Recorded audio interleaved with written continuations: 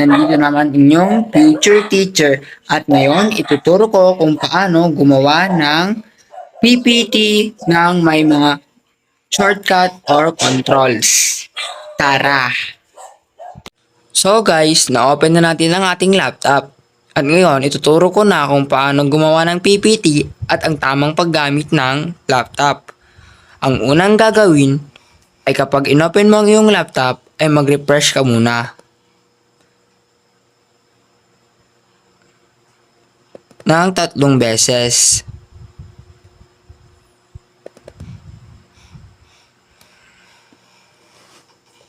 At kapag na-refresh mo ng 3 beses, ay pumunta ka na sa Word. Hanapin mo lang ang Word.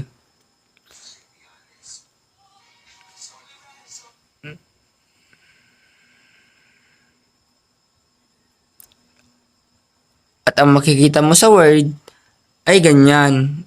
Ganitong logo. At pindutin mo yung Word.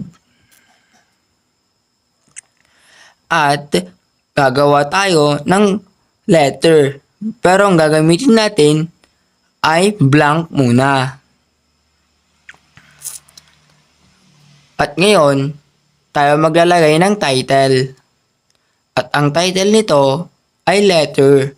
Letter na lang ang gagamitin natin. At ito nga pala ang keyboard ng laptop kung saan nakalagay ang mga letters, space, numbers, at iba pa. Ito guys. Ituturo ko muna kung ano ang mga gamit ng mga symbols dito. Ang gamit ng escape ay kapag naka-present ka, pwede mong pindutin ito para automatic na magbaback. Caps lock. Caps lock. Ito ay pampaliit at pampalaki ng letters. Shift. Pwede itong gamitin na pang shortcut rin katulad din ng control. At ito naman ang control. Ito ay nakakatulong para mapadali ang paggawa ng PPT at ituturo ko yun mamaya. At ito naman ang Windows. Kapag pinindot mo ang Windows, may magpapakita na ganyan. Makikita mo dyan ang power up button. Dito naman sa kabila guys ay nandito ang mga numbers. At ang enter nandito rin sa gilid. At nandito rin ang shift at ang control. At ang guna natin gagawin ay kung paano isulat ang ating pangalan. Isusulat natin ang pangalan. Pero gagamitan natin ng malaking letters. Ano ang pipindutin para maging malaking letters ang ating gagamitin? Ay pipindutin natin ang shift. Kapag napindot na ang shift, ilagay na ang iyong pangalan. Pero paano palakihin ang presentation? Makikita mo sa gilid ng iyong laptop ang plus at minus. At pipindutin mo lang ito kung gaano gusto mong kalaki. Yan guys, lumalaki yung X. Kasi lumalaki yung presentation. At ngayon, isusulat ko ang aking pangalan.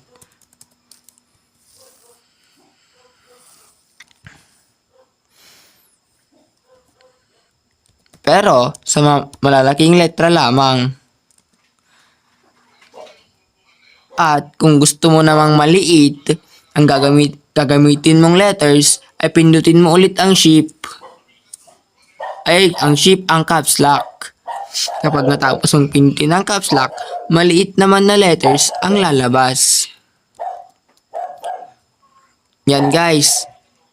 At ituturo ko naman kung paano mag-shortcut ng copy.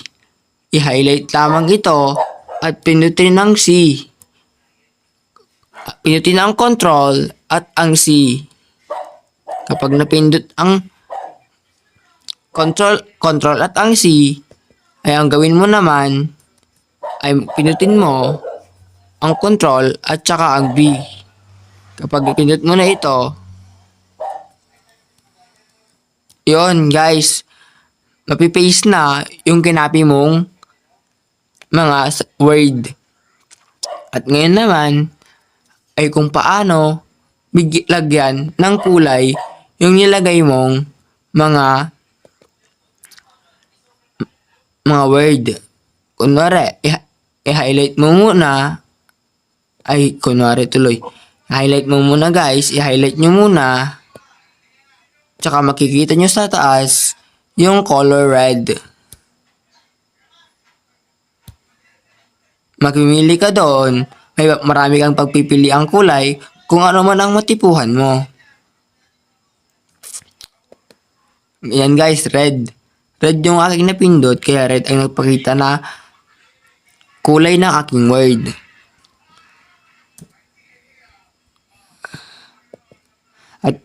At ito naman guys, kung gusto mong mag-insert ng pictures or video, pumunta ka lamang sa insert.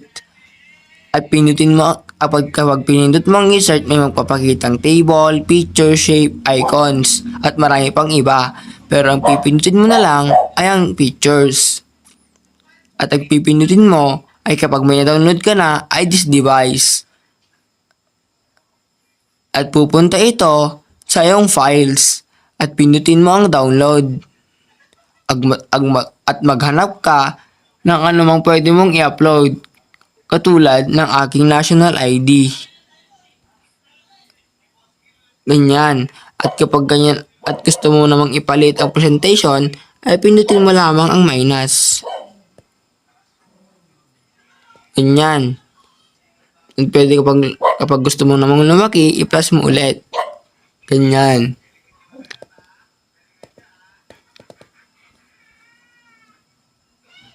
Tsaka, ngayon, may mga ways na paggawa ng presentation at may 3 apps na pwede kang gamitin. Una, pwede mong gamitin ang Word, ang PowerPoint, at ang Canva. Pero, ang pinakamadaling gawin ay ang Canva. Kasi, marami ka ng template na magagamit dito dahil naka-generate na ito. At yun lang guys. Yun guys, natutunan nyo na kung anong gamit ng mga letters at numbers sa keyboard at paano mag-shortcut sa paggawa ng presentation. Bye-bye!